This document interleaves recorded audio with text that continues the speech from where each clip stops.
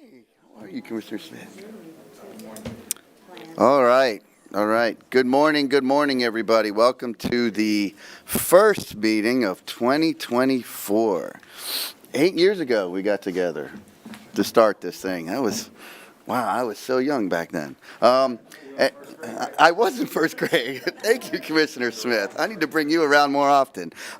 So just one house cleaning item. Apparently the mics are going to be muted and unmuted remotely. So you don't have to worry about muting it. If you're not talking, you can just leave your mic on. We do have Todd with us on the phone. Todd, can you hear us? Yes, I can. Okay, so there's Todd. And so what we'll do is we'll do the roll call, then after that we'll do a motion to accept virtual votes to allow Todd to participate. So Jackie, whenever you... Oh, yeah, thank you. Yes, we'll do the pledge first. Thank you very much.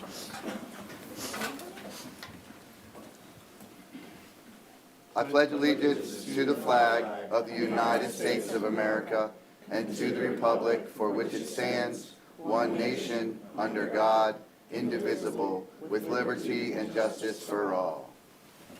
All right.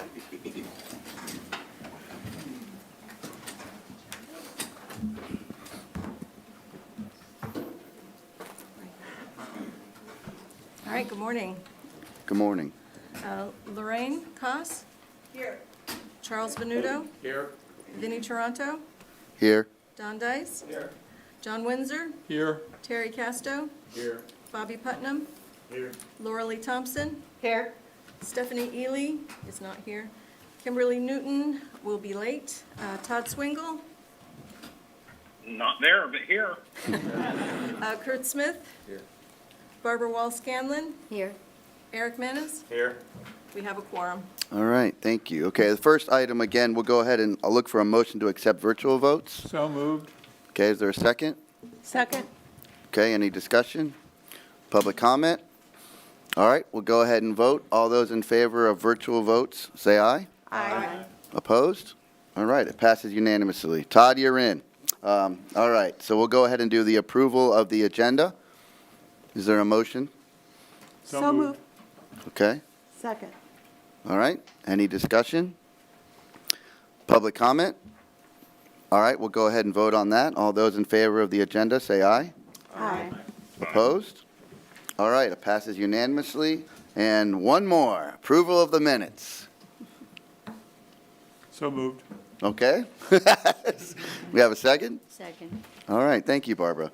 All right, any, Quick question. Please, yes, sir. On the members present, when there's a star next to Commissioner Smith last time had a yes with a star mark next to him. Does that mean he was on the phone? He was on the phone. Maybe we need a footnote there. I was thinking about that. Okay, thanks. That's okay. okay. You know what it really meant, I'm afraid to ask. that I was the rock star. He got the star award. He got the one star award. All right. Any further comment or discussion? All right, public comment on the minutes? Okay, so a vote to approve the minutes with the mention of the footnote for on the phone. So we'll take a vote. All those in favor? Aye. Opposed? All right, passes unanimously. Virginia, you're up. Good morning. Good morning. I want to back up for a moment to the December progress report, which was sent out to you last month, but you haven't had a meeting. So just a couple highlights from that. The Melbourne High School and Funeral Home baffle boxes were completed, and the Titusville St. John's 2 baffle boxes were completed. 3 derelict vessels were removed, and UCF conducted the initial monitoring at the rainwater oyster site with initial spat settlement of approximately 5,300 oysters per square meter, which is just phenomenal. You know, we usually see a lot of spat recruitment, and then the survival of those initial guys aren't great, but this is still really high spat recruitment. So Where is that location, Virginia, just as a reminder? It's near Ballard Park. Near Ballard Park. Okay, nice. thank you. All right, so then to, presentations. Abby and Cole worked the Indian River Lagoon Day, and then Brandon and your COC member Don Dice attended a Melbourne Chamber of Commerce. So thank you very much for that. So the January progress report on leaky laterals, 552 code enforcement cases have been addressed and fixed and closed, which is 85% of the leaks that were detected. Quick connects, 43 more people are connected to sewer, 9 more septic upgrades were completed, 1 more derelict vessel. UCF conducted monitoring of the planter boxes at McNabb Park, and you're going to see some of that in the video later this meeting, but really good survival of mangroves and grasses in those boxes so far. Several more contracts were executed, and a couple more videos that you're going to see. I want to thank committee members for all the edits and comments, clarifications we received over the last month on the draft plan that was sent out. We've incorporated those and as best we could, and Marcy will run through those later on the agenda. South Central C Septic Sewer, which seems like it's been on the agenda for forever. We finally have 12 homeowners connected. The last letters to the northern of the 3 HOAs, they should start going out either today or Monday. So everyone is now approved to start connecting. And so that's a big milestone. How many homes, Virginia, total? 145, I believe. Nice. We've actually had several homes constructed in the project area, so we'll be getting more connections than what was initially in the plan. Excellent. Septic to sewer projects, we have 2 that are in permitting. We have 3 that are in the bid prep process, 5 that are in the 75% design process, and 6 in the 30% design. All the other projects continue to progress. Grand Canal is currently shut down for the manatee closure window. And Oak Galley, we're really looking forward to getting that bid package done and advertised. Gopher Tortoise survey was conducted at the dewatering site. And then presentations this month. University of Florida's Water Institute Symposium asked me to be on their closing panel. It's going to be on water policy items, so it should be interesting. Melbourne Beach Environmental Day. Brandon and Abby and I will all be at that. Thousand Island Fest, Brandon and I will be at that. And then March 23rd, the meeting requests keep coming out of the woodwork. So when we wrote this a week ago, it was the Florida Friendly Landscaping Seminar with Brandon and Aaliyah. Kimberly Newton notified us of Mural Fest, so we're trying to figure out if we can cover Mural Fest. And then last night, Terry got an invitation from the League of Women Voters for their all members meeting. So we're going to be doing our best to juggle schedules on that Saturday and see how many places we can be at once. And if you need more people, send emails out. I'll go Thank you. juggle something, or didn't you say there's some juggling involved or Yeah. something? Yes. Try to juggle some things somewhere. Right, we may need to order some more tables and tents and whatnot. So on the upcoming forums, the one I really wanted to highlight is the annual Indian River Lagoon Symposium down at Harbor Branch. This year's theme is fish. Normally, they have all the presentations on one day, and then they have more of a community conversation on the second day. This year, they have so many presentations that it's running across both days, so very full, interesting agenda. February 22nd and 23rd. You can go in person, or they also do streaming. I did streaming a few years ago when I just couldn't figure out how to be there in person, and there were some glitches, so I don't know if they've worked those out, but we certainly try to be there in person. And the poster session is free to attend. Yes, but you do need to, You do need to Register. say that you're going to be there because of the closed campus. right. Thank you for that. And then on future topics, as in your plan update, you notice there were a lot of updates on muck, flux, and the impacts of muck from a paper that was published in December by Austin Fox and John Treffery. Austin Fox is able to join us next month to present the data from that study. Your member, Charlie Venuto, also has a speaker request. Do you want to say anything about that? Oh, sure. We discussed, and it's in the plan, about the glyphosates and other biocides. So there's a speaker who's available to talk about integrated plant management for using the, just not herbicide. So he's from the American Birding Association, but it doesn't just apply to birds. It applies to, all the organisms. So we have him, I've spoke to him, and he's willing to speak to us. All right, and my last item is, last year, we were asked if there was a short summary of the plan. And so Aaliyah created something that was shared the month after your plan recommendation. This year, we have that drafted now.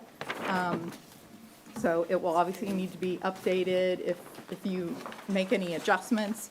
But the idea here is to kind of show how the allocations are for each project type in terms of funding and number of projects, and how far along we are in completing those projects.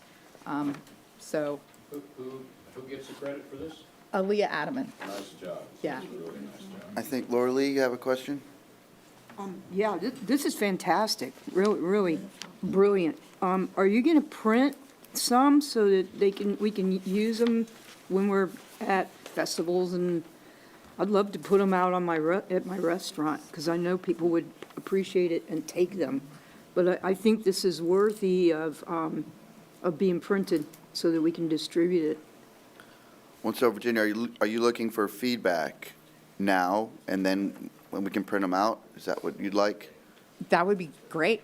Okay. Yes. So if anybody has feedback, if we can get that to Virginia maybe this month, and then Laura Lee, we can look to do some printing. Yeah, Bobby, we did can you do have- small batches for the events that we have Yeah. right now, and then do a big batch once we've gotten your feedback. Okay, great. All right. Okay.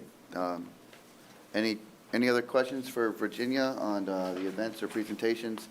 I know March 3rd is Indy Atlantic's Pollinator Fair. You probably haven't got that invite yet, but it may be coming, so sorry about that. Nance Park, the Pollinator Fair in Indy Atlantic, March 3rd. All right, so we'll go ahead and do financials and revenue with Molly.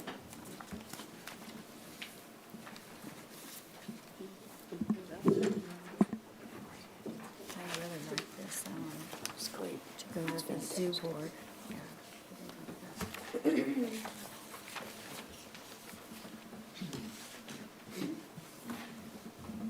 All right, good morning. Good morning.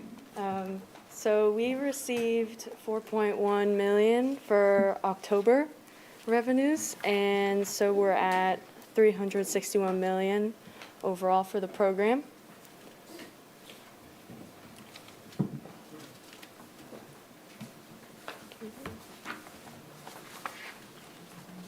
And so this is the final numbers for fiscal year 2023 after all the accruals from the end of year. So we received, or total assigned, we have 323 million for revenues. And for expenditures, we have assigned 62 million and spent 24 million. All right. And now for 2024, total assigned, we have 6 million for revenues. And for expenditures, assigned 52 million, and we've spent almost 9 million so far. Okay, thank you. Okay. Any questions? I just had a comment, Virginia. I looked at our end of year, our actuals and the counties, and I think it was like 300 off. It was close. It was really close, but I think we were just under what the county projection was, or at the beginning of the year, I think. On collections. Yeah, on collections. We were about 800,000 short overall. We were around 1,000 short of what I projected for the committee when we were going through the list of projects. Yes. And yeah, putting together the draft plan. Yes, I was just, good job. $1,000 when there's Yeah, that's pretty Yeah, good. it was 5 million, 100,000, and for you to miss by one is pretty good. I praise my crystal ball. Pretty good. All right, thank you. Anyone have questions for Molly? Any other financials? Okay, thank you very much. Thank you. All right, our next presentation will be from the St. John's Water Management about septic to sewer upgrade. Brandon. Yeah, this is actually a video. So the St. John's reached out to us. They were doing videos on some of the projects that they had funded and provided grant money for. And so they wanted to have an interview with one of our staff at our South Central C location on that project. Anthony wasn't available that day, so I got to go out, and this is the result. All right.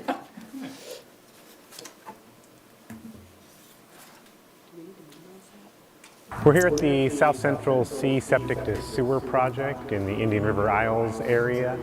This is an over $8 million project that the St. John's River Water Management District has provided about $1 million grant to help with funding. Septic to sewer conversion is very important to the health of the Indian River Lagoon. This is because septic systems only remove about 40% of the pollution coming from the sewage that moves through them. So by converting them to the sanitary sewer system, we're able to send that pollution to a wastewater treatment plant where they're able to treat it to a level that removes the pollution and keeps it out of the lagoon.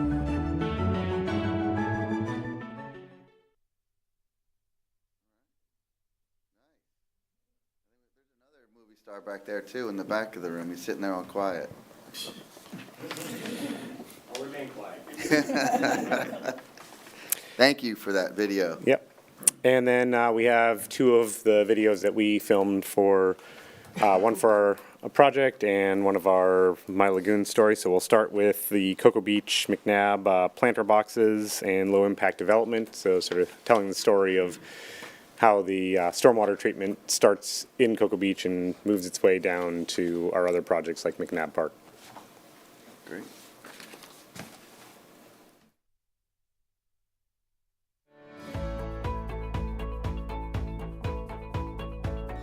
So here in downtown Cocoa Beach, we've incorporated a stormwater low-impact development project to benefit the lagoon. This project spans 5 blocks of our downtown area. It incorporates rain gardens with native plants, as well as tree wells, pervious pavers, and exfiltration chambers, all to help capture stormwater here on site before it's able to make it to the lagoon. The purpose of exfiltration is to try and get water into the ground as quickly as possible. There's 3 areas of exfiltration here within this project, and each one of them is progressively larger as you get closer to the beach.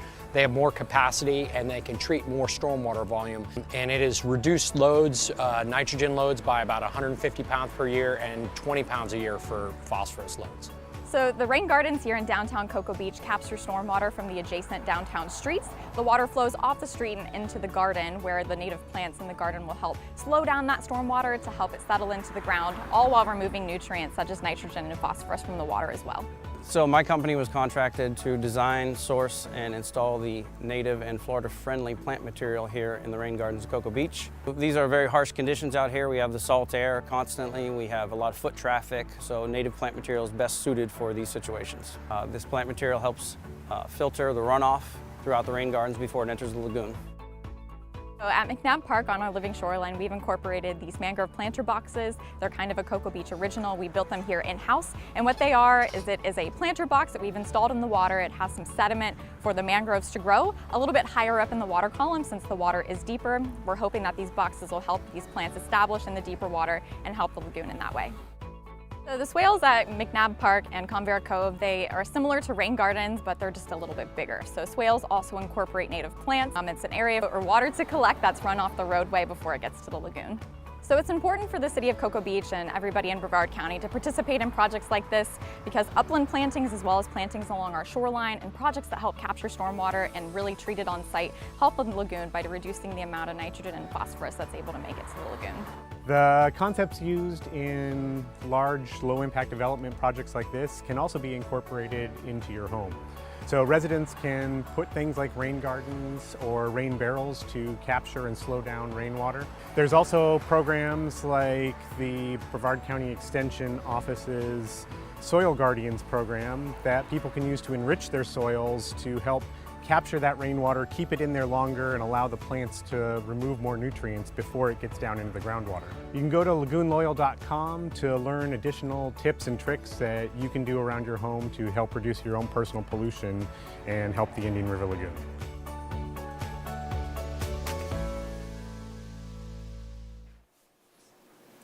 All right. Good job. Yeah, that was good. All right. And then the final one is our final My Lagoon story from our newest members. So we One have of our rock Kurt's finished. stars. I forgot that. Yeah.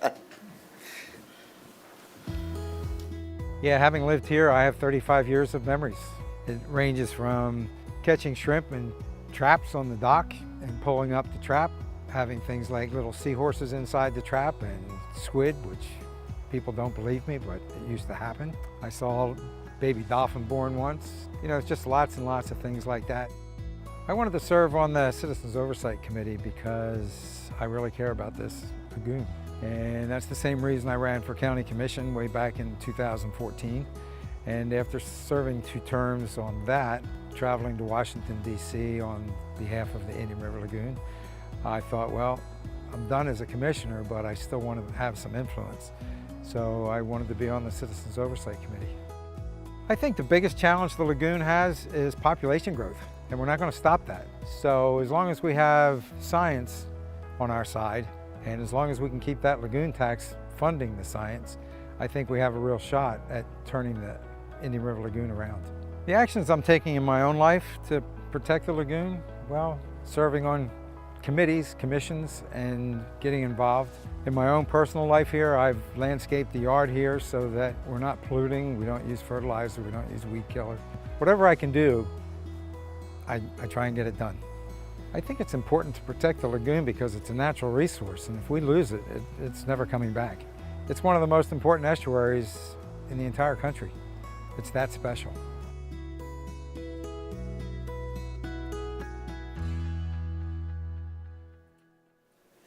Well deserving of it.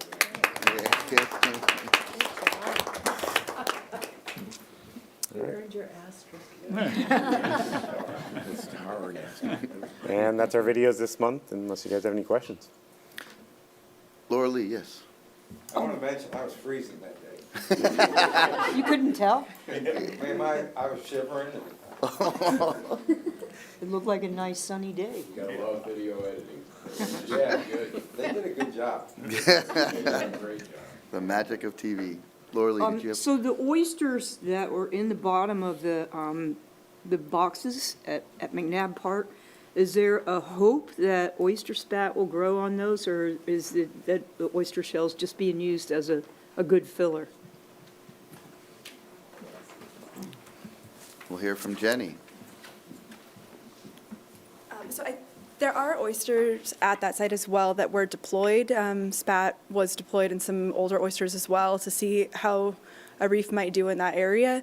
But I think that those boxes, the shell was mostly ballast. They're underneath everything else. So Right. the exposed oysters are all placed in front of those boxes in other treatment types. They put shell between prisms. The prisms are those like pyramid-shaped cement-covered jute, and then they also have gabions on site on both sides of the canal. So Thank you. they're testing both, but I think in the boxes it was just for structure. Lorraine, please. Are we going to be getting, will they be coming in and sharing the results with us for McNabb Park? Because that's a really interesting project that could be deployed in a lot of different places. For the planter boxes? Yes. I think right now we're still in the phase of watching how their longevity goes. They have had really great growth of the mangroves and Spartina. So it's another year or so, I believe, before our 2-year of monitoring is complete. And so Lorraine, I keep asking Kelsey, I'm like, when can we see the designs? Yeah. Because I know they've gone through a couple iterations of the planter boxes. Right. But in the plan, I think it said the mangroves had about an 80%. Virginia, I know you're looking Yeah, so in the progress report. at the progress report. Yeah, the last monitoring was conducted this last month. 75 to 87% survival of red mangroves in the boxes, 83% survival of smooth board grass, and new recruitment of mangroves. They've had mangroves flowering in the boxes. Which is Lots of incredible. prop roots. I mean, if you do ever go by, they look really cute. They're really happy little mangroves. Yeah. And the Happy little Spartina did really mangroves. well too. So. Well, and I think one of I the think things. more the question is the longevity of the Boxes. structure. Yeah, that was Yeah, the and as the mangroves design. get bigger and bigger, how will they do in that deeper water? So there's a lot of questions to answer, but it's exciting to watch. Well, I know for me, and Terry, I know you have a question. We always talk about the dead zones in the canals, but there's so many seawalls. And if we could take along the canal and line them with these boxers and let those mangroves get in there and start working on that water, that might be a good solution to help those dead zones. Terry? Yeah, any data on the contribution of the oyster shells make to the water chemistry, even in the absence of spat? Yeah, actually, there has been some literature work on what sort of microbial communities might be supported on just blank oyster shell.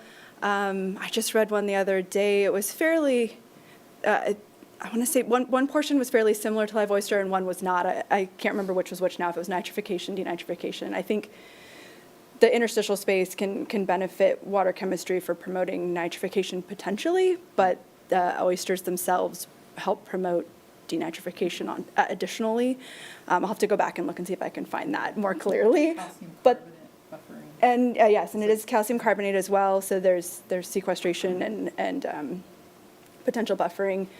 But that's a really big area. It's funny you ask, because I think I've had 2 conversations in the last week with local scientists on specifically that question. So it is an area of research that's ongoing right now. Good, thank you. Great. All right. Thank you, Jenny. Awesome videos. All right. Thank you, Brandon. So we'll go ahead and move to new business. Great. So Marcy Frick with Tetra Tech is going to walk you through all of the updates in the draft project plan. As she does that, I just want to remind folks of what was in the December notice when the draft plan was submitted. So this draft incorporates all of the projects, all the adjustments that the committee recommended back in November. After all of those changes were incorporated, all the other project withdrawals, projects that were completed and didn't use their contingency, whatever, did all the math, there was around $11 million that had not been allocated. So back when you met in November with your giant sheet of projects, based on the amount of funding that we projected was available, you skipped over lines 5, 560 and 561, the MIMS rim ditch, carbide ditch, muck removal, and interstitial water treatment. But given that funding was available for that, we did include that in the draft. We highlighted that in the notice that we sent to you.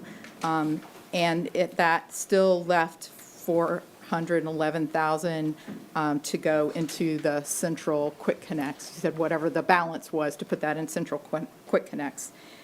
So that is done. And again, just, thanks to everybody who jumped on their review quickly and sent us comments by the 5th so that we could get them incorporated into the draft that was sent out last week. Incorporates what we received. So that, Marcy. All right. Good morning. Good to morning, see you all Marcy. again. For those who don't know me, I'm Marcy Frick. I'm with Tetra Tech. I'm our Florida Water Operations Manager, and I have been supporting the county since 2016 when the plan was first developed and looked quite a bit different than it does today. I know it's a big lift to go through this, so I appreciate your input. I work with local governments and organizations really all over the Southeast, predominantly in Florida, on various types of restoration plans. And Brevard County is in a very enviable position with the sales tax. I've heard from other people in nearby jurisdictions who wish they had this funding and the ability to match some of the grants. And so having you all here to weigh in is much appreciated. So we did try to highlight where text was changed, added, tables, figures updated, to make that easier to find, because I think we're at, 350-ish pages now. And then today I'm going to go through the major changes between last year's report, this year's report, and then some of those additional edits Virginia mentioned based on your feedback. A lot of the input we got after the December draft was a lot of just clarifications, consistency. There were a couple slightly bigger things, so I'll point that out. So if you've read the report, you're very familiar with your table of contents here. So I'm going to go through each of the main sections, but I did just want to point out in the acknowledgements, we did update that to reflect all the new committee members, the new chair and vice chair. We updated the list of folks who presented to you all this year.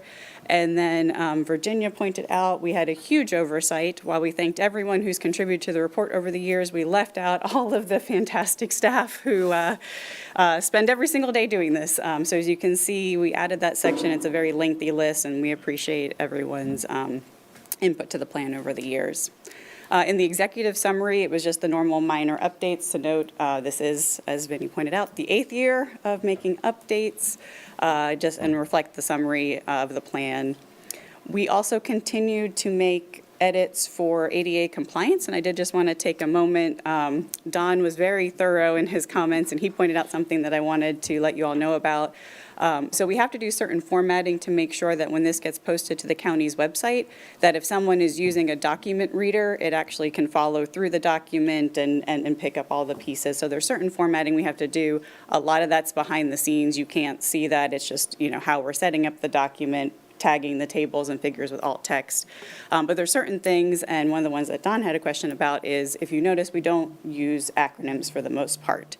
And that's because the reader will sometimes try to make a word out of it, and that gets confusing. So we limited it to IRL, TN, and TP, because those are 3 that we use quite a bit.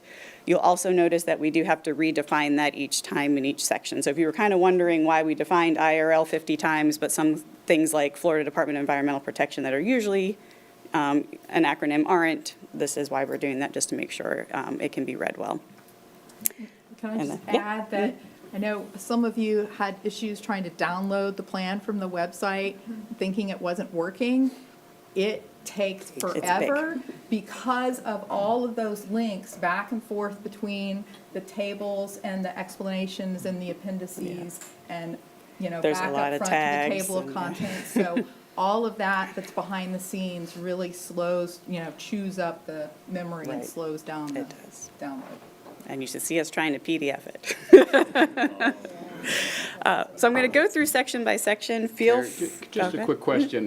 This thing comes up a lot with text readers, screwing up acronyms and so on. Is anybody looking at metadata that's embedded in the reader that so you can tag acronyms so that the reader doesn't try to pronounce it? Do you know how that, I don't Yeah, know a how little that off works, topic. honestly. From talking with our webmaster, there's, I guess, JavaScript that they can create for that, but, you know, they have to go through all 365 pages, put all this script in every time we have an acronym, and it would just be very cumbersome, so it's easier just to not put the acronym in. Okay. Thank you, Brandon. All right, so as I go through each section, feel free to stop me with any questions or comments. So going into section 1, we didn't make major changes. We did, in the background section, have some information about the stormwater utility fees and that money, and realized there was the gap of where we didn't talk about wastewater utility rates and how those have changed over the years, so just added some background information there. Section 2, we have the section about other pollutant types, and last year you all had recommended, this was further back in the plan, you had recommended it, we move it up to section 2 and expand upon it, so you'll notice the table has some additional categories of projects as well as some additional pollutant types that have been addressed. We also added a summary that you all heard from Dr. Fox earlier this year about his glyphosate study. So as some of those additional pollutants are studied, we can continue to build that section. And then section 3 covers the pollutant sources, and the only thing that changed there is we do have the new study from Dr. Fox that you'll hear about next month. So we had some updated muck flux values, so we were able to update those loads. So the biggest changes start in section 4. These are where your projects are located. So starting with the projects to reduce. So one of the edits we made between December and January, Don pointed out that we really, there's been some major legislation the last few years that I know you all have been talking about, and we realized was not in the plan. So we did add some more detail about the Clean Waterways Act and the septic system and wastewater remediation plans that are required as part of that, as well as House Bill 1379 that did create that IRL protection program and put a lot of additional restrictions, and that'll help inform some of the projects that are going to be in the plan moving forward. Public education outreach, we provided just the latest counts on the videos and materials going out through Lagoon Loyal, and then there were some updates on the Brevard Zoo activities under the Restore Our Shores program. We didn't have any changes. There weren't any new projects under the wastewater treatment facility upgrades, the spray field and ribs, or the package plant connections. And then in the sewer laterals rehab section, we did just talk about the latest smoke testing results, as well as I believe it was a 2022 rate increase to help address some of the wastewater infrastructure to reduce some of the overflows. Going into your septic to sewer, this was previously 2 separate sections. One was septic sewer by extension and one was septic to sewer by connection. We just combined that into septic to sewer, didn't lose any information, just basically lost a header and streamlined some of the tables. Based on your discussion a few months ago, all of the prorated funding was updated to that $1,600 per pound, with the maximum funding of the $24,000 that you all recommended, and that wording you all approved was modified. The plan originally talked only about step systems, septic tank effluent pumping systems, that, as an example, that City of Vero Beach was doing as an alternative sewer system. And so additional detail was added there about other options, because that's not the only sewer system option. We updated the reductions and revised the projects in Table 416. So that is those, my notes aren't popping up, but the 5 or 6 projects that were already in the plan that you all approved last month for modifying those. And as Virginia mentioned, that's where we actually saved quite a bit of money. So when comparing those projects in the plan with the inflation and their contingency to the new dollars with that contingency, that saved about $7.5 million, and we just hadn't done that math ahead of that. So it was a big chunk of that additional $11 million that was available. We added that approved funding that you all requested to the Quick Connect, so that it was $411,000 instead of, I think we had talked about $700,000 last month. We updated several of the septic to sewer maps to reflect the new project areas. Added updates on the septic system study, looking at those alternative nutrient removal systems. We did change all references to the Florida Department of Environmental Protection from Department of Health to reflect one of those changes that occurred as part of the Clean Waterways Act, where that septic system department moved over. And then there was a table that had different efficiencies for higher performing systems, and we just clarified the cap for the match on those based on the newest approvals from you all. All right, so moving forward into stormwater treatment, we had a table up front that describes different types of stormwater green infrastructure, and so we added a second generation baffle box plus media description because that is something that has been added to the plan. We did so Cole made a big effort this year to really account for all of the stormwater basins. We realized we kind of lost that. I guess that was a couple years ago when we tried to streamline the plan. So that's a big reason that the plan grew. I think we added like 45 pages of stormwater basin tables. So one of the things that we did here is as specific projects move forward in each basin, we had been subtracting out kind of the difference in load and costs from that just a general basin line.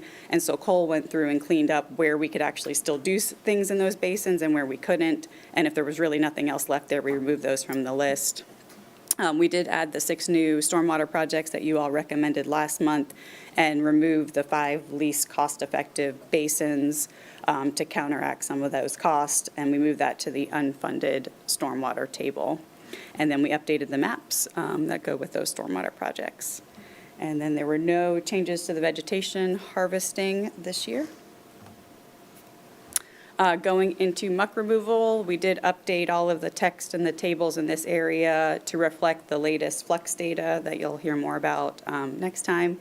We added 2 new projects, so the one you all approved, and then as Virginia mentioned, since we did have that extra money, adding in the MIMS one from the table that we just didn't have the funding to do last time. Same thing in the muck interstitial water, that new project was able to be added, and we reflected the latest flux data. There were no changes to the spoil management areas section, but in the surface water remediation system section, there we just added some more detail about the work the county has done to date, looking into different treatment technology options. In enhanced circulation, we've continued to provide update on FIT's inflow study, so they completed phase 3, and then provided information about the State Road 528 widening project and the core study of that. So moving into restore, for oyster restoration, we added some new background information on some denitrification studies, and then we updated. We had some better information on kind of rough percentages of shoreline in each of the sub-lagoons, and so we just kind of parsed out where the Oyster County bars divided out by sub-lagoon a little bit differently than we have in the past. Everything still adds up to the $10 million worth of projects. It was just trying to be a little bit more precise on where we could do projects. There were a few projects in the planted shorelines that had some updated reductions and cost estimates as they had some data behind them, so we made those changes. In the clam restoration section, just added up some results from the clam restoration study. And then in seagrass planting, we provided some updates on the funding that's going towards the seagrass planting tests. We added, between December and January, information about one of the seagrass nurseries that Don provided some information on. And then we also added some details on the bathymetry data that St. Johns River Water Management District is collecting that'll help inform where these projects can happen going forward. Going into respond, the adaptive management section, there was nothing major there, just some few minor updates on timing of the committee. I think that section had like the committee timelines of when the 2-year terms are up and that kind of thing. In the cost share for substitute project section, we added some text to note that what you all had discussed, I guess, over the summer. We changed the calculation, so we're now incorporating the inflation into each project so that better reflects the average cost per pound, and then updated the cost per pound that was offered this year for projects in that table 4.2. Going into responding to implemented projects, so we have those two large tables that have the tax fund dollars that have been expended, one on completed projects, and then the second one is underway construction projects, so that it has the latest and greatest information through October 31st. We did update all the figures of the completed projects. There's one example on the screen now. And then we have a long list by project type that we provided updates. So for Lagoon Loyal, it was the updated information on hits to the website and information being distributed. In the measuring performance section, it was the updated information from Applied Ecology on the groundwater data and some new figures. In the sewer lateral rehab, there was updates on the smoke testing. Going into septic to sewer and septic system upgrades, we updated the costs to do those systems based on the projects that have been completed to date. There was some new performance update on stormwater projects that were added to the stormwater treatment section. Provided some updates on that algae harvesting project that AECom's doing that I know you all have talked about at a few meetings. Provided some of the latest results for the muck removal projects. We had some updated estimates and new figures in the performance for interstitial water treatment. We added a new section about bottom water dissolved oxygen monitoring network and the results we're seeing from that monitoring effort.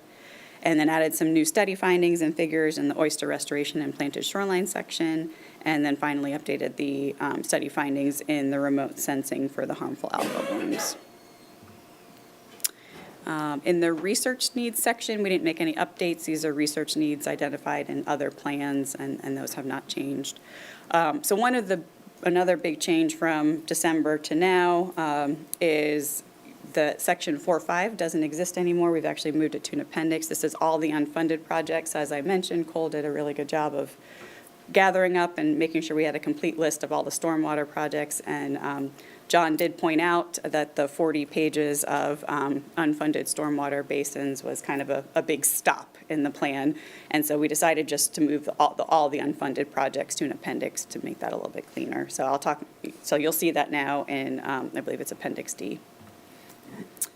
All right, so that was all the projects. So before I go into funding, any questions, comments? All right, so, yeah.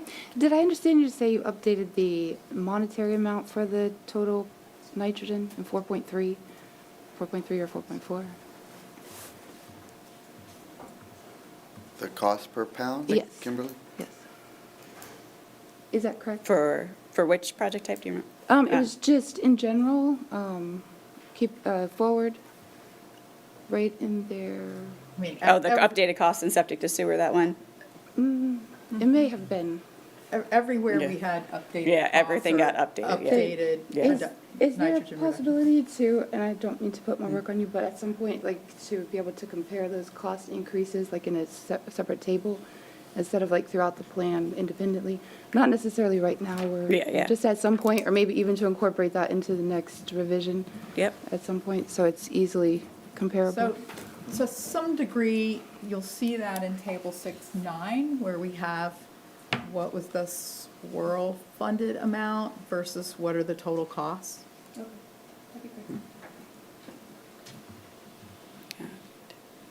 So Section 5.1, has a bunch of just more of the programmatic information. So 5.1.1 with the contingency fund reserve, there were just some minor wording changes.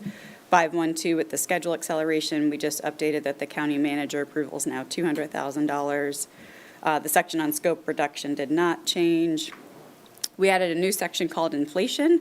It doesn't have any new information. It was originally part of 5.1, but we did this, I think, last year or the year before, kind of added some subsections, and then we've subdivided a little bit more just to make it easy to find pieces of information.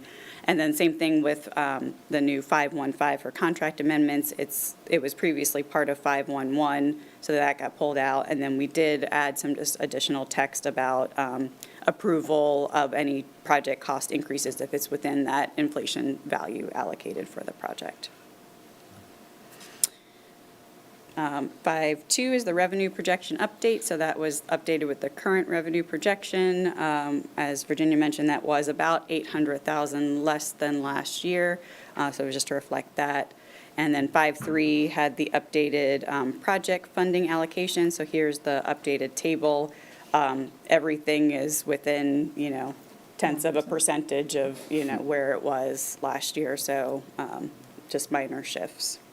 Reduce, I think, went down a little bit, remove went up a little bit, restore and respond stayed roughly the same because we're keeping them at about 10 million. This is a very cut down version of the evolution of the plan costs over time, those pie charts. So the figure on the left is the original plan and the figure on the right is where we are today. And so as you can see, the original plan had about 2/3 of the funding going to MUC. And now we have about 37% of the funding going between MUC and interstitial treatment, and then a lot now in that orange piece on the right, the various shades of orange, which is all of those wastewater and septic system projects. And we're running out of space, so I'm going to need to think about a better way to do this next year. And then the last section is the summary of the plan. So we have those tables up front, 6.1 through 6.6, that compare all the reductions from the reduced projects to the county's locally proposed total maximum daily load. So we updated those. And then table 6.7 captures the remove and restore project reductions.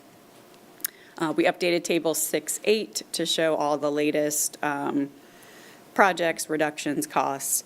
And then we added a new table 6.9, as Virginia mentioned, that I'll actually dig into in a little bit more. And so that now shifted the rainbow table to 6.10, and that table has been updated. And one of the big changes there is that now shows the project costs with the inflation built in, and I'll talk more about that momentarily. So we did, which I think you all discussed a few months ago, instead of having that big line item at the bottom where everything in that year, there was just one pot of inflation dollars, we tagged that to each individual project now. And we also capped it to 5 years. So some of the projects that have been in the plan since the beginning or year 1, year 2 had a lot of inflation on there. And so we capped that to 5 years, which helps save a little bit more money. Anything that you see in section 4, those are going to be the costs that were approved here. So no inflation attached. But in section 6, we're now showing it several different ways. So you'll see that just approved plan costs. So that was just the dollars allocated by the committee. You'll see the inflated costs with up to 5 years of inflation, or if the project's completed, you'll see that final cost. And so this line here, that inflated or that final cost, is what's in the rainbow table. And then we also added, as part of 6.9, the total cost. So that is the money from the fund plus any grants, plus if a city or other local sponsor put in money. So this is just a piece of table 6.9 because it's a very big table. So this is the wastewater ones because it covered a nice snapshot for us. So the first column shows those total nitrogen reductions in pounds per year. That next column is going to be that approved cost for the project, and then that cost effectiveness based on the approved cost. The next line is the inflated cost, again capped at 5 years, or if the project was completed, the final cost, and then that cost per pound, and then the total project cost with all other funding sources included in that cost per pound. So you can kind of see how that works. The first 3 projects on here, you'll notice that the approved cost and the inflated / final costs are the same. That's because the project is completed. And then the last 4, you can really see the difference where we have that approved cost. The inflated cost is higher because we've inflated it from whenever it was added to the plan to today, or 5 years, whichever was shorter. And then that total cost of what's being committed. So you can see the different cost effectiveness. That's great. That's exactly what I was asking for. So good turnaround time. Okay. Thank you. Done. Check that off. I like that. Any questions on this since it's new? A comment about the plan comparison pie chart. Mm-hmm. A problem with that kind of representation is the pie on the right is a lot bigger than the pie on the left. Right. Is there a way to either put the total plan dollar volume under that, or ideally represented in scale, but as a minimum, just label it with the value, because otherwise people are going to get confused. Yeah, and we did have it in the header at one point, and I think when we started having so many, we ran out of space, but that is a good point. Yeah, original plan was 324 million, and now we're talking, 568, so that's a big difference.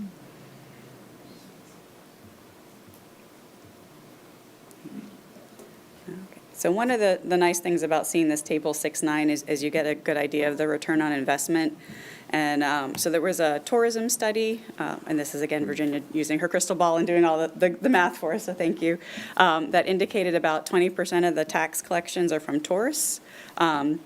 So if you say that, for every $4 from the resident, if you take 20% of that, that's $1, so that's $1 from tourists. And then we're able to leverage that, looking at information in table, 6.9 for about another $3.25 in, local match and grants, and that gives us that total buying power of about $8.25. So for the local residents, they're getting a little bit more than 2 times, their dollar. So that's a great return on investment for these projects in the plan. And then this table, I typically show it. It looks a little funny this year, but compares the 2023 costs to the 2024 plan cost by project type. So this year, it's a combination of the change in cost is going to be where you all added projects, but it's also going to largely be us adding inflation at the project level. And then that big negative 115 million you're seeing on the contingency and inflation line is because we've now pulled the inflation out of that big bucket, and it's tagged to the individual projects. And then as you can see, we're about $800,000 less than last year to reflect that slightly lower collections. And then going into the appendices, Appendix A is about funding needs and leveraging opportunities. So there is a reference to the current sales tax projection, so we updated those dollars and then added some new funding sources that are highlighted. Appendix B, any new references we added this year are also highlighted so you can find them. In Appendix C, the St. Johns River Water Management District gave us an updated figure with their seagrass data through 2022 that we were able to add.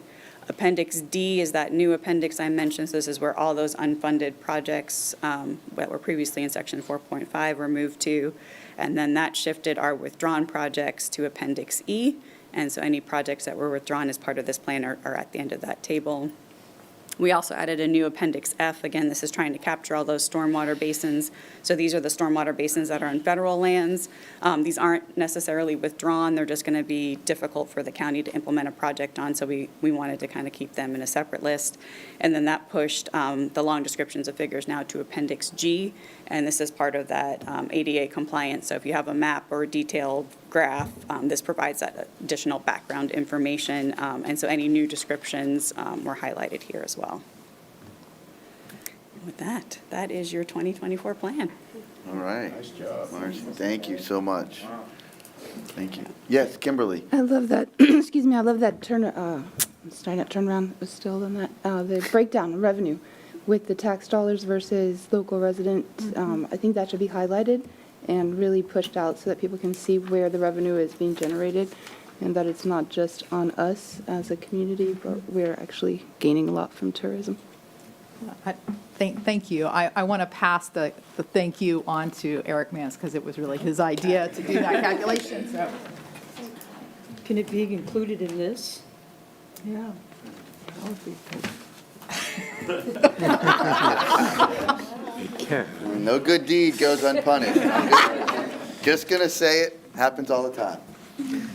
All right, Marcy, thank you. Anyone else have any other questions? One quick question. Might in the future, not for this year's plan, something like this be incorporated into, like right at the beginning of the plan or inserted in the plan someplace?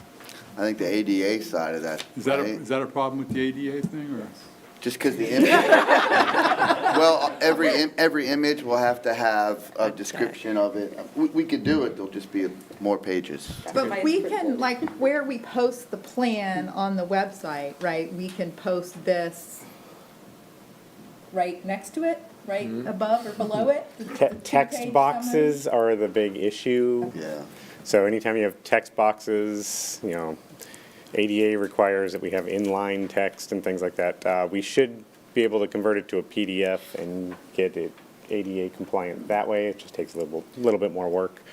But We yeah. could have a But we COC can't have it member. in the Word version of the plan and have it be ADA compliant. So We could have a it could COC be member a read it on yeah. YouTube and present it. It could be a standalone Just saying. PDF. Yeah, No, it can am I be a volunteering you? Yes, Terry. Terry will do it. yeah. We can have it be a standalone PDF, and ultimately the plan is going to be a PDF once it's finalized. But it's a lot of work to get that into a PDF, so we'd Like it took 10 hours just to even convert it. convert it. And it creates so many errors because it's such a complex document that, you know, half of it had to be done manually that normally would just be automated.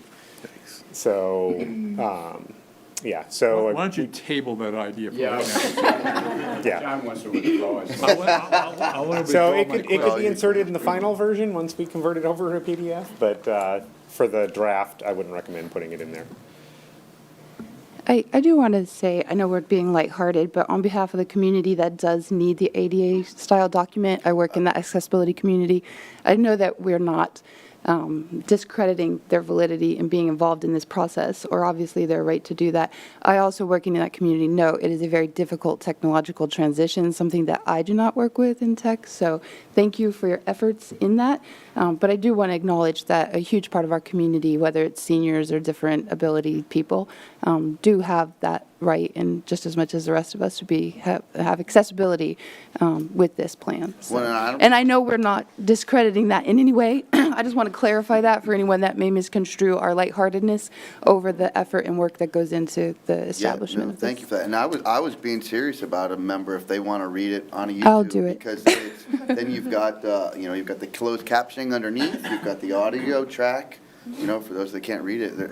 Using different types of media is, it's good. Yeah, really good. Yeah, thank you. All right. Yes, Bobby, please. I was just curious, do we have any input from commissioners yet? Have they said anything to y'all?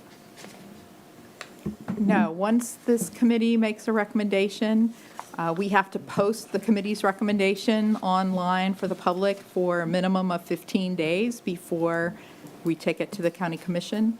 So if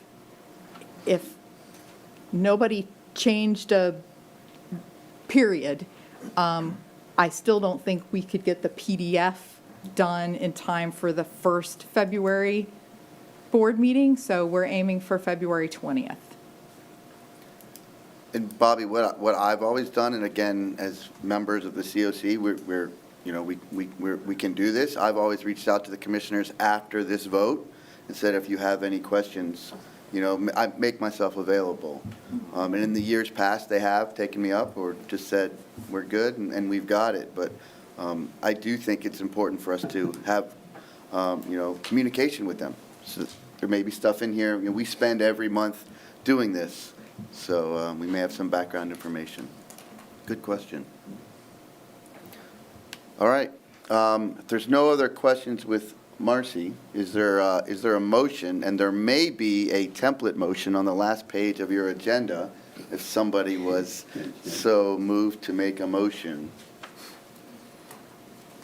I don't remember the template.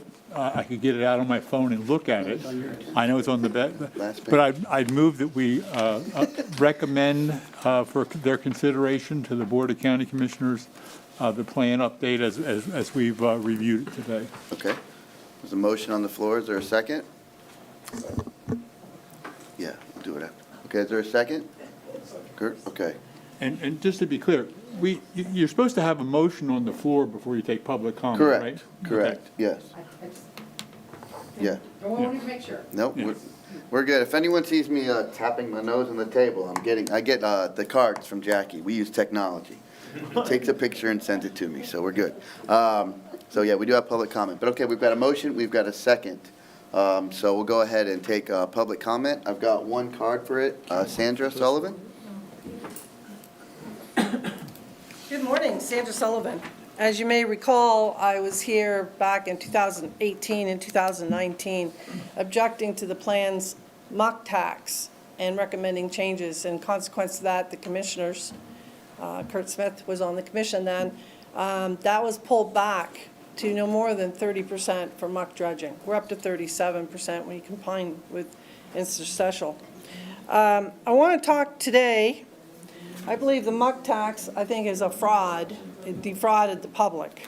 And specifically the ordinance, this is an infrastructure surtax funded under state statute. I have some handouts, if you could pass that down.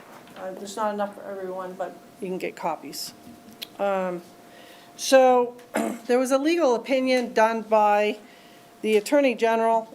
This was in response to St. Johns County, asking if may revenues from a local government infrastructure surtax be expended on projects that are not described on the ballot to approve imposition of the surtax.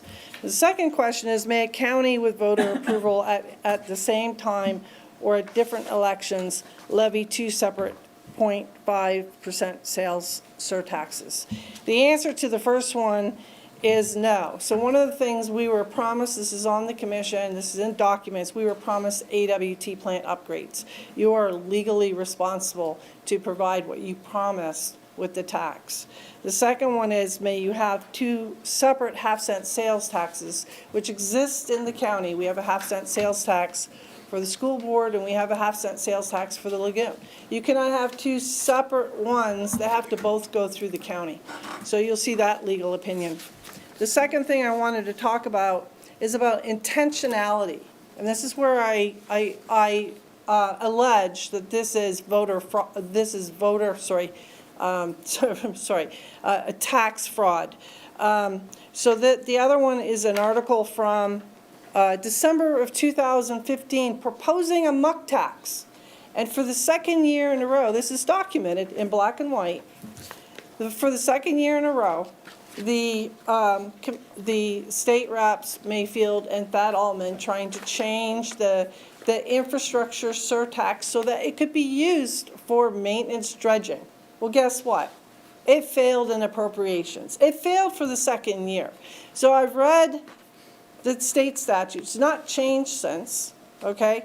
So there's this big question, is it even legal to use this tax for maintenance dredging? Is it even legal to use it for things like grass clipping marketing? No, because infrastructure surtax requires it be for 5 years capital. So I would suggest you reject this and bring this tax into compliance with the law. Okay, thank you. Any other was there another comment on this? He was just concerned that he wasn't ready to speak. Okay. Yeah, we'll get to general public comment after, if anybody has a general one. All right. Okay, so with no further public comment, is there any committee discussion? There's a motion and a second. All right. We'll go ahead and vote. All those in favor of the motion on the floor, say aye. Aye. Opposed? All right, it passes unanimously. All right, thank you, everybody. All right. We will go to general public comment. All right, and I do have one card for that. And I think that was Dick Bankhead? Yes, sir.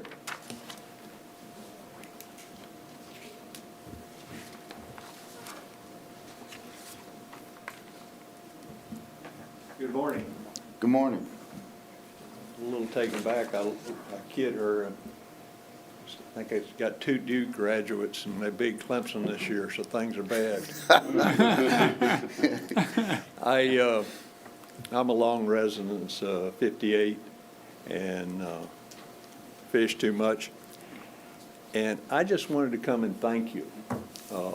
I fish this time of year 3 times a week on St. John's, and it switches over, and now it's 3 times a week on the Indian River. And, you know, I've been here a long time, but it is really improving, guys. I know there's lots of complaints. We got a lot of docks not being rebuilt. I can see, and I know clarity's not the scientific judge, but on a sandbar, I can see 5 feet down. And are we on TV? We are on TV, yes, Yeah, sir. well, I'm not catching any fish then, so. But it's really good, and it's really improving, and I want to thank y'all. I know you've been at this a long time, and it'll be a long time, but it is important. When you're in the middle of the Indian River and you see little bait fish now, and you see fish darting through them, and the porpoise is following them, eating, and the birds following that. It's a religious experience, and I mean that. So, thank you, appreciate it, and please keep up the good work. Thank you.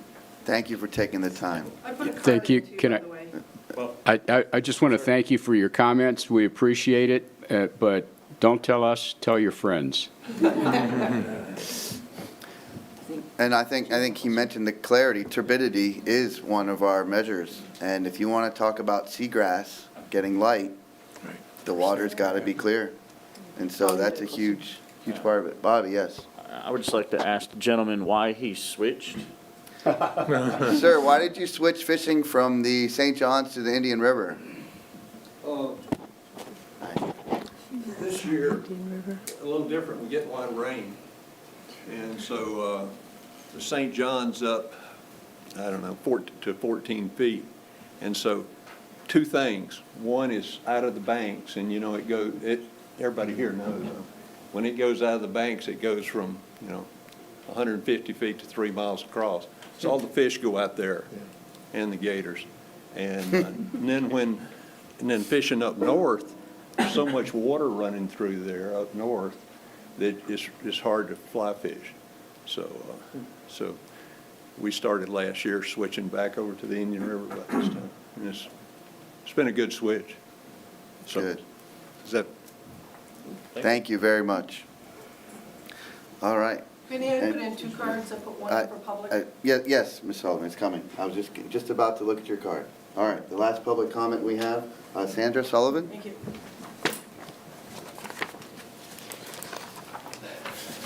So I want to go back, Sandra Sullivan, South Patrick Shores. I want to go back a little bit to 2011 and what happened in 2011. So in 2011, Florida DEP put out a report, and they said that the reason for the seagrass dying was something other than nutrient loading. That was 2011. MRC has put out a report more recently when they did because they do this, were doing the studies from the state. They said the same thing. It's something other than nutrient loading. So we have a lot of focus. I'm not saying we shouldn't do stuff for nutrient loading, but we should follow the science when the data is showing us it's not just nutrient loading. And so when you have a hypothesis and your hypothesis is wrong, you're not going to get the right results unless you change the hypothesis, which is why it's kind of interesting. The CCMP by the NEP EPA approved plan includes all the pollution. So I'm glad to see you're adding a little bit of pollution in there, but we should be following the CCMP based on our ordinance, our agreement with the IRL Council, and that we're supposed to be following it. They list quite a bit of pollution that should be in our plan as well. And of course, PFAS is of very importance. I just want to say, I came in here last time, I talked about, we got mucked, okay?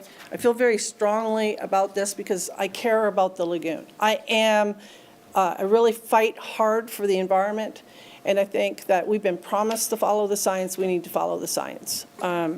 It bothers me a lot, and I would like to read, just to remind you guys, of the section 212.055, Florida statutes grants the Board of County Commissioners the discretionary authority to pass an ordinance. That section of the state statute it defines infrastructure to mean fixed capital expenditure or fixed capital outlay associated with construction, reconstruction, or improvement of public facilities that have a life expectancy of 5 years or more.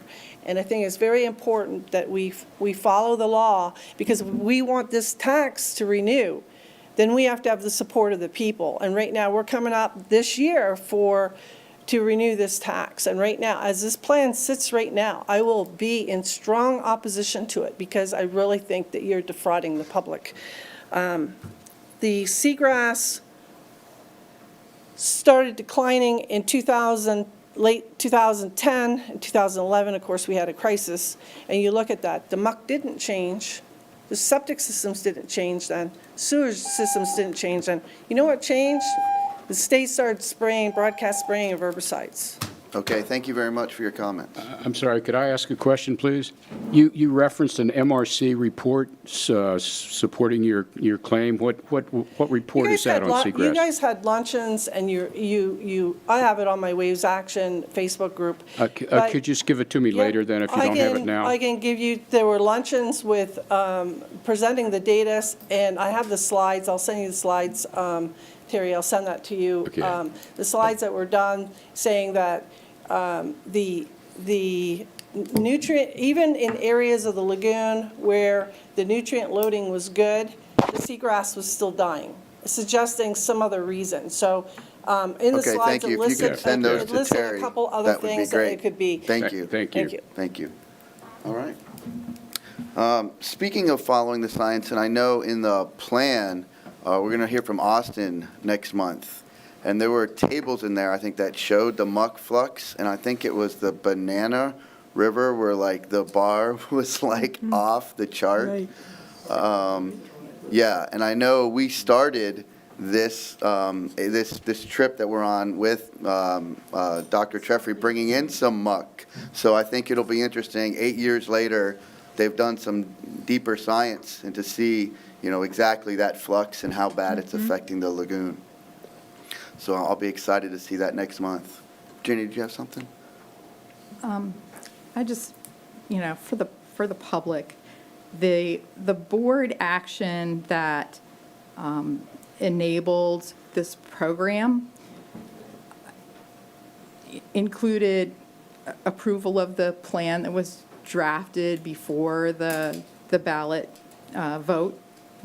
And so the plan that was proposed at that time, and I'm going to just read a paragraph from the ordinance, includes a portfolio of projects to reduce primary sources of pollution, including excess fertilizer, septic systems, nutrient-rich reclaimed water and stormwater, remove historical pollution that is now accumulated in muck deposits that smother seagrass, cloud the water column, release nutrients, and deplete oxygen, restore natural stabilization and filtration systems, including oyster bars and living shorelines, and a process to monitor project implementation, efficiency, and cost effectiveness with a volunteer citizen oversight committee to respond to monitoring data, new technology, changing conditions, alternative project proposals, and recommend plan revisions to the county commission annually. And then just to read the actual ballot language, the caption said, "Save our Indian River Lagoon, half-cent sales tax referendum." And then the language was to restore the Indian River Lagoon through financing, planning, constructing, maintaining, and operating capital improvements and capital maintenance projects and programs designed to improve water quality, fish, wildlife, and marine habitat, remove muck, and reduce pollution. Shall an ordinance be approved levying a half-cent sales tax for 10 years and requiring deposit of all revenue to a Save Our Lagoon Trust Fund solely for such projects with citizen committee oversight and annual independent audits. There's also many pages of this ordinance where the county attorney reviewed the legal justification for how this was, how all of these uses, how everything, all the project types that were in the plan were legal uses of an infrastructure surtax. And you know, defrauding the public is a big allegation. Yeah. And I know that there's a bunch of people at this table. For those that are home, there's also a bunch of people at a side table. There's also the county legal staff. There's a lot of people with a lot of eyes and a lot of time and talent put into this. And I don't believe that the public has been defrauded, and I don't think anybody else here on this committee feels that way either. So I'm sorry other people feel that way, but I don't. And I know there are a lot of people that don't either. So with that said, are there any other final comments? Kimberly? Oh. No, Go ahead. no, go ahead. I would like to add that we have, as a committee, really focused on a lot of transition from herbicides, and what was your word? Biocides. Biocides. So that is a time commitment that I have made over the last year myself to meet with the state leaders regularly, and Brandon has been there at those meetings as well to discuss education to the community on what those are doing to our waterways. That's not specific to just what you're doing at home, but that is as well state and government entities that are spraying. I know the county has hired, I don't know the status of those crews, but they've implemented more mechanical harvesting funding, crews to specifically be hired to do the mechanical harvesting. So there is a transition. Just like everything else, it takes time. And I also despise biocides, and I recognize that that is a huge contributor to the pollution. But it's, it's a process, and it's a broad sweep that we're working in many facets to address. So I don't think that it should be said that we're ignoring the biocides or any of the other issues caused by that. It's a process. This is a new contributor to what's happening that we've acknowledged, and the science is there. And just like everything else that we've implemented, we haven't just jumped. We've waited for the science. We waited for the proof, the theories, the studies to be collaborated. And that is out there. And, it's continuing to be implemented. So it's a process. And again, for the public, as you both have said, I do not agree with the defrauding or with the exception to addressing biocides in any capacity. The last 2 years have shown that in the plan, in the suggestions, in the increase for funding. And so just to put that out there, I do not agree with those statements at all. Thank you, Kimberly. Dr. Winter, then Charlie. Yeah, I'm reluctant to get into comments that I've heard so many times over and over again. I get concerned about new people who have not been involved in this process before. I completely support what Virginia said and what Vinnie said. Let me just pick on one thing. The use of the term maintenance dredging. There was a specific thing in Florida legislation that in the Florida DEP years and years ago about maintenance dredging. And it was about maintaining the intercoastal waterway and dredging harbors and that sort of thing. In order to do our first dredging projects 25 or 30 years before the Lagoon program came into existence, we had to go for special permission to do what's called environmental dredging. It is something that is very different, and DEP recognizes it as being a different entity. It has nothing to do with maintaining the water depth for boat traffic. It's completely focused on environmental improvement. And so I get tired of this thing of it's illegal to be doing maintenance dredging with this fund. We're not doing maintenance dredging. This is not a maintenance project. So please, if you take nothing else away from today, the next time you hear maintenance dredging, it has nothing to do with us. Okay? Thank you. Thank you, Dr. Winter. Charles? Yeah, I got a couple of items I just wanted to bring up, and one is following up on what Kimberly said. And, what we don't know is these other materials, these biocides, how they behave in the environment, especially when they're combined with other, whether the nutrients or other pollutants, and is it an additive effect, is it synergistic? So, like you're saying, we need to continue studying this and adapt the plan as we get more information to follow the science. So those are some great comments. I have one concern in that, we talked in the plan about the nutrient removal using fertilizers or the fertilizer ban. I'm very concerned this movement in the state to prevent counties, other counties, as they already implemented last year, to implement their own rules. And there seems to be more and more control from the state on what local rule can be. And I'm concerned this new study that came out that indicated that nutrient pollution from fertilizers is not a concern, although I see it's disputed. And, I don't know, as a board, we can take a stand to say, the nutrients are being removed because of the fertilizer ban, and they need to stay in place, and other counties need to be able to make that decision. I mean, local governments are where experiments should be done that can be bubbled up to the state level, and it's coming the wrong way, the way our state's running. And lastly, baseline.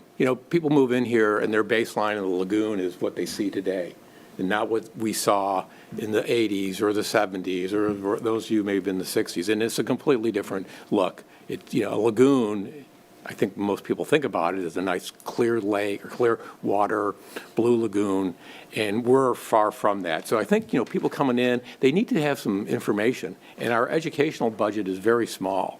It's almost like every homeowner should be given some information when they move to a new place, like, here's what the lagoon used to look like, and this is why we have a tax, and maybe this is what you can do. So just some kind of random running off the typewriter thoughts. Thank you.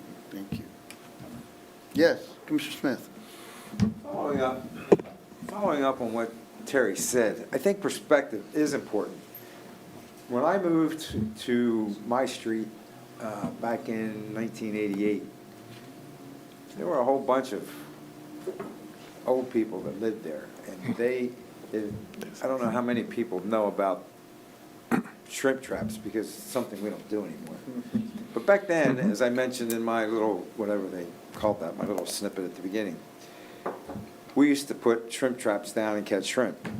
And the shrimp always seemed to travel from north to south. Well, I'm on the south end of my street, and I'm assuming that the restrictions are the same. You could put down 4 traps per adult in a home with a maximum of 8. Well, all the people north of me would put traps down from the shoreline out to the end of their dock.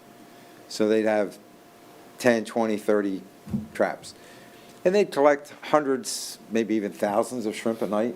By the time they got to me, I'd get 8 or 12. And I would tell these folks that, you have to be concerned that you overfish this product, and it's like any other natural product. If you overfish it, you're going to run out of shrimp. And then I pleaded, just throw the babies back. We don't want to do that because they're really sweet. So, as I mentioned, we had seahorses and squid in the traps. Now we don't have traps because we don't have. It's not worth it. It's a waste of time. So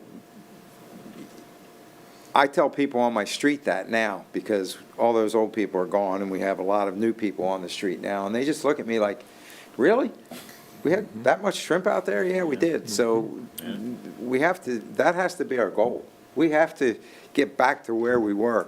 But if you don't know where we were, then, you might as well talk to the wall.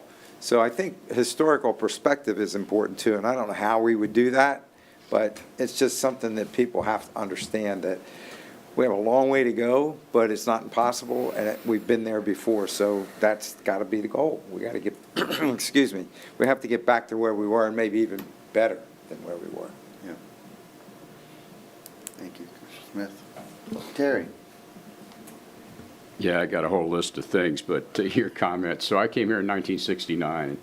One of the first stories that I heard of sort of just casual conversation around the lunch tables about a woman that worked at it was radiation at the time, and she was a fairly good-sized woman, and she wore overalls. And you talk about shrimp traps. They used to net shrimp off the Mathers Bridge. And so that was her favorite haunt. She would go out and she would net thousands of shrimp every night, right? So one night there was a really big run, and she ran out of containers to hold the shrimp. So she shucked out of her overalls, tied a knot in the legs, and filled the overalls with shrimp. So that was the bar. But that was, I guess, before, like maybe 60 or 59 or something. So anyhow, yeah, that's a good idea to kind of, give people a sense of, what we're trying to get back to. And the whole thing about that article about we're going to study fertilizer bans for another 5 years to see, you know, if it's doing anything. That story lit me up too. To the real business at hand, I have a question about Shoreview line dredging.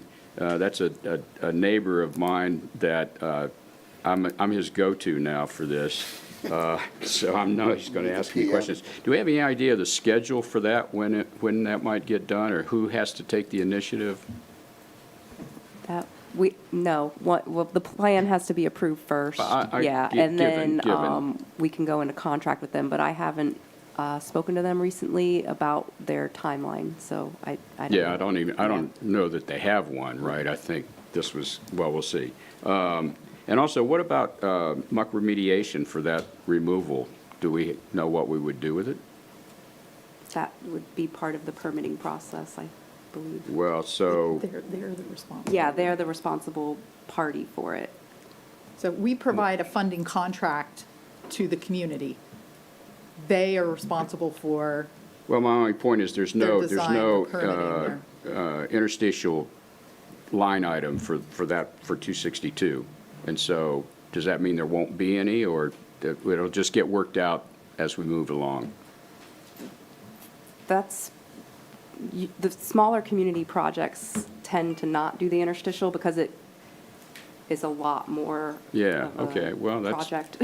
that's an honest answer, okay. And depending on how they're doing their dewatering, it just may not be viable.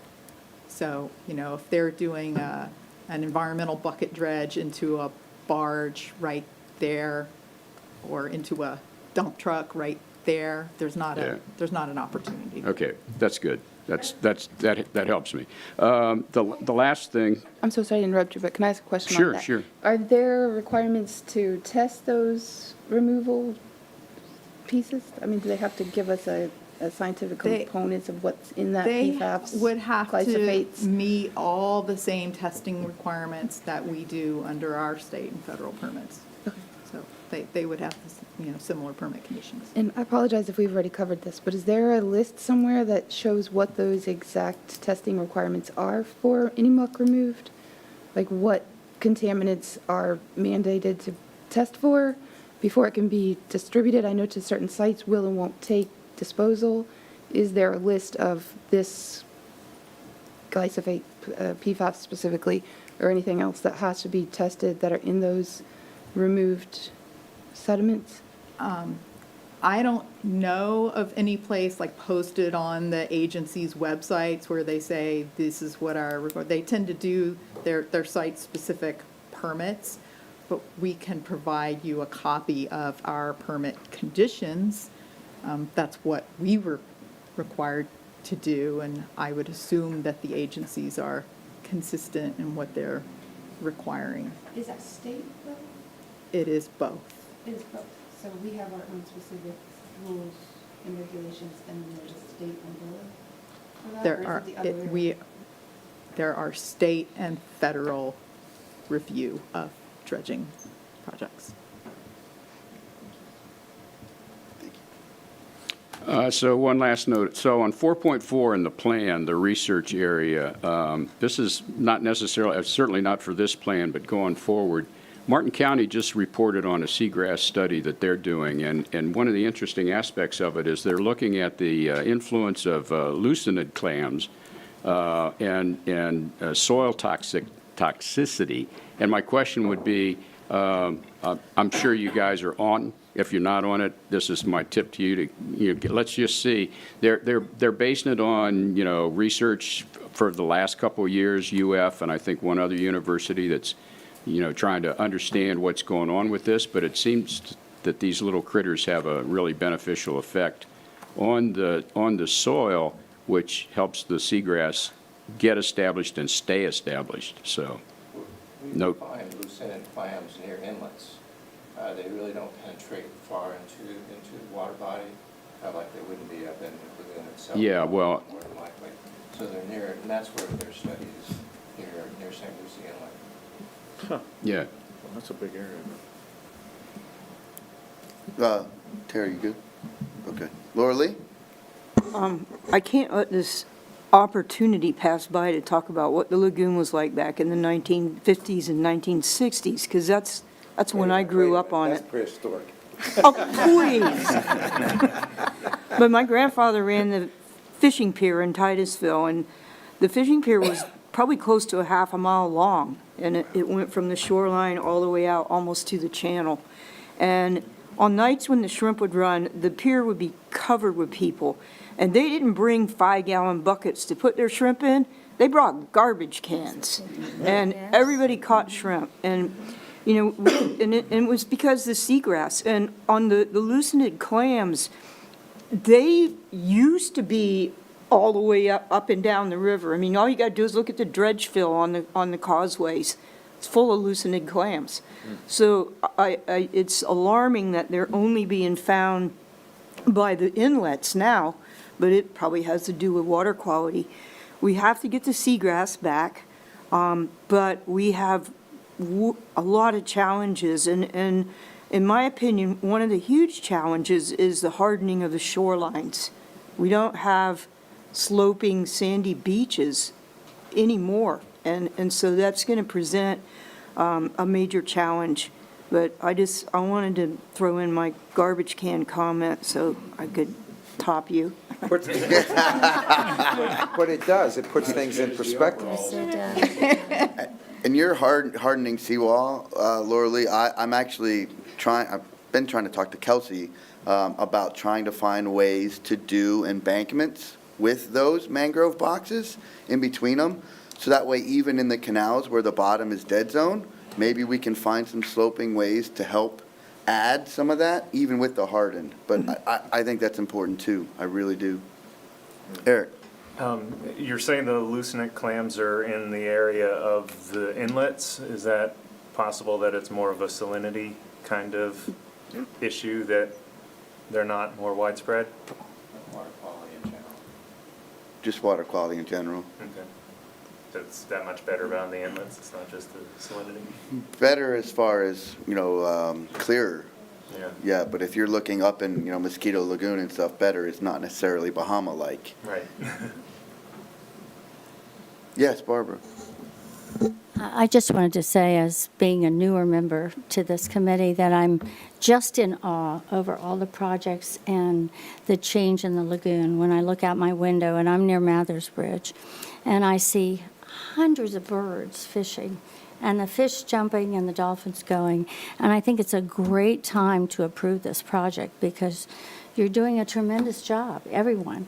And as far as real estate goes, I want you to know that typical buyers now and sellers are in tune, many of them, with our environment. They're doing natural vegetation, they're not doing the fertilization, they're checking their sewer pipes before they buy, they're checking on smoke testing. I mean, they're an intelligent group of buyers, okay, and sellers. And I think it's because of everything that you all are doing and the information that they're being given. So I just want to thank you, and life's beautiful right now, so. Thank you, Barbara. Bobby, did you have something? Yeah, well, first I have found myself the past few months having more conversations about really the integrity of not our committee, not that we're not, but specifically the department and overall in the county has probably the highest level. And I find myself, I've been giving that credit to Virginia specifically. As some of us that have been around a while know, there are issues with people doing their own things in different departments and agencies in this county. So I have to publicly recognize that it's very notable to me, the drastic difference. If we had more parts of this county giving themselves their own personal public commitment, as we've seen here, I think we would have a lot less issues. Maybe if people had more concerns over specific things that have been misappropriated in other places, we might have less issues and angst of some members of the community. So I just wanted to put that out there first. Secondly, I wasn't going to bring it up this month because I was trying to get some more background. I was going to see if maybe we could get a representative from Monroe County or somehow to speak of their successes, because I've heard about the success that people have seen there in the canals they lived in various parts of the Keys after they did their sewer program, or the septic to sewer, when they removed that there has been a drastic improvement. And to me, that was interesting because it's totally the opposite of ours and most others. It's not a contained system. It's a very open water system, but yet these people in their canals that go directly to the major, waterways, the Bay of Florida and the Atlantic and the ocean, saw that much of a difference themselves, from green water to clear water within 10 years. So I thought that might be nice. So, but I was going to try to get a little more info before I brought it up. But with all the discussions of that today, I thought maybe I would. Secondly, I come from a slightly different generation than my partner here, and I didn't get to see all those grand things. When I grew up, what I call the middle part of the lagoon, which would be, say, Patrick down to Melbourne Causeway, was, my parents always referred to it as the dead lagoon, because there wasn't much left. There was, when I grew up, they said don't eat the shrimp. So then when I got older, we just went shrimping for fun or for bait. But then I found out you could eat the shrimp when I got older, and I'm like, oh, wait a minute. And they're actually pretty sweet. Like, the mud shrimp is actually surprisingly sweet. But I did, where I grew up down there in South Brevard, Vacaria, Grant, and Malabar, you get still some of those old-timer stories of these fishermen. And one of the improvements, I'm guessing it's improvement, that I've noticed this year specifically, the ducks in the lagoon. I've seen a lot of ducks all over the lagoon now. And that was one of the things I was told is back in it must have been 70s and earlier, that there was a lot of duck hunting down there on the lagoon. And it's like, what? But I almost never saw them. But now I'm seeing various ducks. But I did notice it maybe 8-10 years ago. All of a sudden there was a lot more of the white pelicans coming down, which I never saw. So I don't know what's going on with that, but something positive, I'm hoping, And I'll just note one of the big historical differences. I do agree that we need to start telling the original stories, right? They need to know. But I believe they also need to get their feet in the water. And this is one of the things that came up at the meeting Tuesday night. I forgot his name, the fisherman that spoke. Very good, so we need to get the youth to know. But if they don't feel it, it doesn't matter what they know, because that was just in the past. If they don't get their feet in the water, here quite literally, they're not going to care. So we have to do more to also promote that actual exposure. We have to allow the youth to get back in, to feel it. And one of the reasons we do have historically the lowest paid engineers, right, is because back in the day, the cost to live here was so much lower. And I'm not just talking like taxes and stuff, but the life was so plentiful. You didn't pay for most of your food. You just went to the lagoon, or you went out to the lot down the road, and you got more deer than you could take care of. So that was most of your meat. Cow was everywhere. The lagoon was full of, the stories I've heard from the old Grant fishermen, like, you wouldn't think they're real, but there's pictures. Yeah. And the natives, how they just picked so much, and there's stories of that. They went out in a couple of hours and filled baskets of clams and fed the whole village in half a day's work. So that's all. I'm good. As one of those low-paid engineers that came down here for the lure of the surf and sand, I got to tell you, we weren't all pilgrims and pioneers, right? I wasn't out shooting hogs or, I actually went to Publix and bought stuff. But other than that, your comments are